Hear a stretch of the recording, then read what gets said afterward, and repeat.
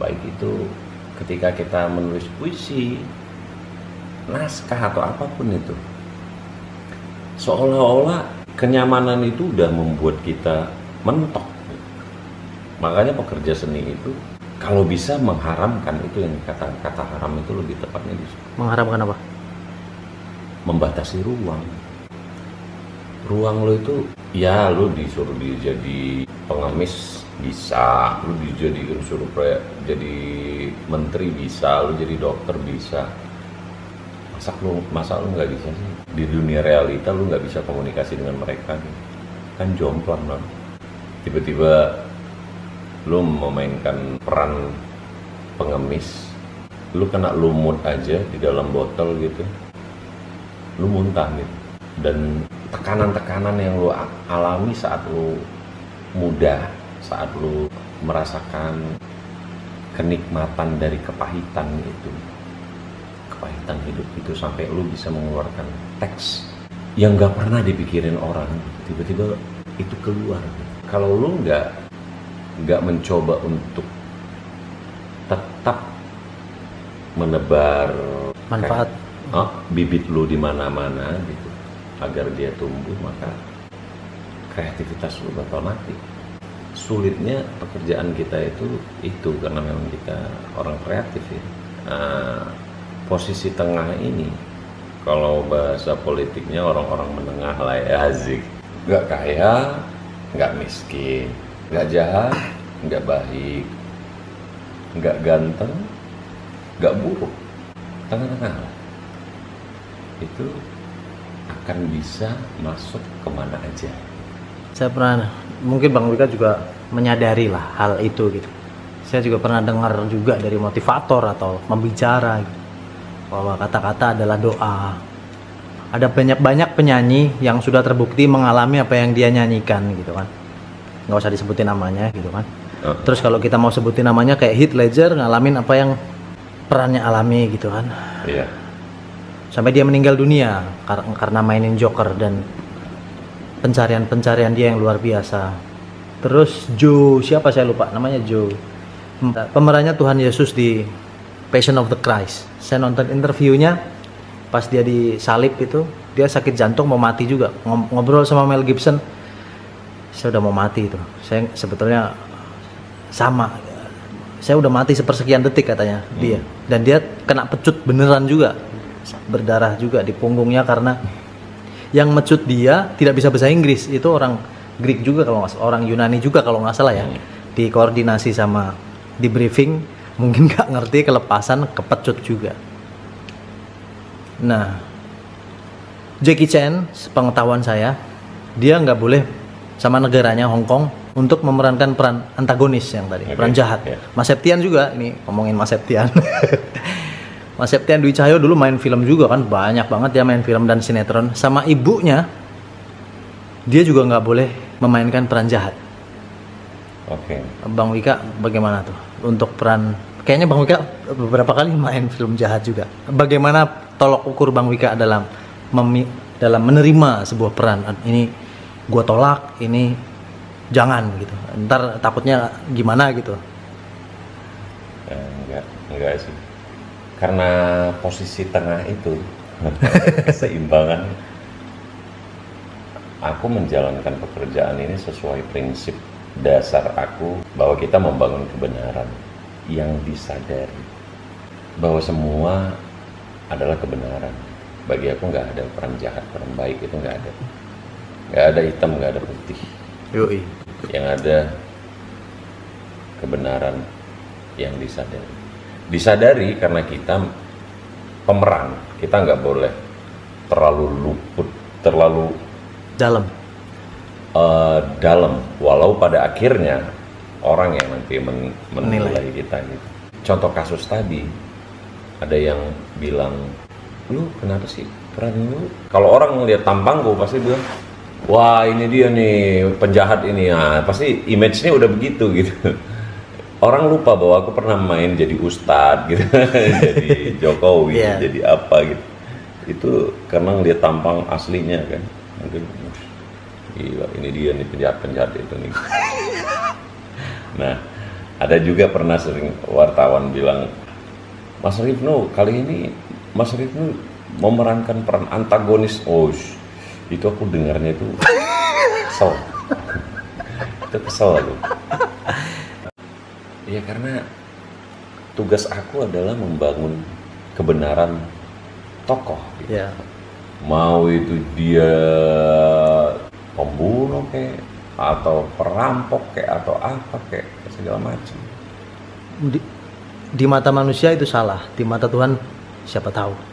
Dan di mata aktor ini adalah kebenaran. Gitu. Ya, di mata ya aktor. artinya si perampoknya sendiri menganggap bahwa ini adalah kebenaran dia gitu. Ya, kebenaran dia. Kebenaran dia. Jadi kalau tiba-tiba orang menyalahkan, lu yang salah lah gitu. Kayak orang mencoba menciptakan sesuatu yang jauh dari dia, yang memang dia menentang kebenaran itu, maka jadinya nanti seperti monolog yang pernah lu pentasin itu. Dia nggak merasa bahwa dirinya adalah kebenaran. Akhirnya dia mencoba menjadi yang di luar dari kebenarannya dia. Akhirnya dia supaya masuk koran, dia maling apa sih? Oh ya itu. Pian. Iya itu. Hal yang kayak gitu akhirnya dia lari dari kebenaran itu. Jadi itu sebenarnya non, kalau aku sih berpikir ada aktor yang dia sekali jadi guru sampai mati, dia jadi guru mulu. Dia pernah itu ngobrol sama aku, waduh, Wika, kamu itu kok peranmu itu macam-macam ya. Yang jadi bencong, jadi penjahat, jadi orang alim, apa-apa segala macam. Aku tuh dari dulu tuh guru sampai guru sekolah. Oh. Sampai sekarang job aku tuh di calling itu jadi guru. Kayaknya aku nanti meninggal juga kain kafanku ada lambang korpri kayaknya. Jadi guru pula kan. Mayatnya guru. Itu gimana ya caranya? Nah, jangan ketika kita sudah lepas dari peran kita selalu membawa peran kita itu di dunia nyata, menceritakan gitu. Kemarin itu aku jadi guru di film itu, aku main gini. Kemarin itu aku main kok, aku di situ aku jadi guru, aku di situ. Jadi guru SMA. Ketika kita udah selesai menghadirkan kebenaran itu, biarkan jadi kebenarannya sendiri. Lu sekarang adalah kebenaran lu yang sekarang, jangan sok menceritakan. Kadang aja aku ditanya, Mas Rifni gimana ya Mas? Waktu acting film ini gimana Mas? Oh, itu tergantung, harus ada tanda tangannya baru ingat nih di kepala dialognya. Aku udah lupa apa ya perannya. Jadi aku nggak mau mengulang-ulang itu, karena menceritakan peran itu gitu. Kalau tidak diminta karena memang kebutuhan promosi atau juga karena temen gitu. Tapi aku berusaha untuk tidak lagi menceritakan, apalagi profesinya gitu. Karena itu akan bunyi dan itu akan terus hidup non. Kebenaran yang udah kita ciptakan akan menjadi kebenaran yang baru yang akan masuk lagi ke kita. Aku percaya itu. Hah? Kebenaran baru? Iya, kebenaran baru. Jadi kemarin aku ditawarin ada jadi bapak seorang tentara yang keras sama anaknya misalnya gitu kan. Ini besok aku jadi bos yang rambutku tinggal berapa helai gitu, yang sok tahu padahal paling goblok gitu, atau besok atau apa gitu. Nah, jadi aku berusaha menutup itu gitu, oke selesai, oke biarkan dia jadi kebenarannya dan akan ada kebenaran baru lagi nih. Ini udah panjang lebar aku ngomong sama orang itu. Ujung-ujungnya dia tanya, oke, Wika, tapi maksudnya gimana itu? Oh, jadi 2 jam aku ngobrol tadi. Oh iya, aku tadi ini Ada yang apa tadi lagi ngobrol di sini, jadi aku nggak terlalu fokus katanya. Oh iya. Oke. Mudah-mudahan kau tetap menjadi guru yang baik ya. Selamat. Enggak lanjutin dulu. Iya nanti. Karakternya aja udah begitu, jadi maksud aku ya udahlah. Apa yang kita buat itu akan tetap hidup kok. Percaya deh. Ketika kita menghidupkan dia lagi, berarti ini akan ketemu dan itu akan datang lagi begitu.